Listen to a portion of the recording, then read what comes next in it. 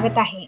स्वतंत्र भारतातील प्रजासत्ताक लोकशाही दिनाचे औचित्य साधून डोमगाव अंगणवाडी शाळेमध्ये स्वेटर वाटपाचा कार्यक्रम घेण्यात आला। महिला व बालकल्याण विभागाच्या 10% निधीच्या माध्यमातून डोमगाव ग्रामपंचायतच्या सरपंच, उपसरपंच व सर्व सदस्य व ग्रामसेवक यांनी 60 स्वेटरचे वाटप केले। हिवाळ्यातील कडाक्याच्या थंडीपासून लहान बालकांना त्रास होऊ नये या उदात्त हेतूने हा अभिनव विधायक उपक्रम राबवण्यात आलाय।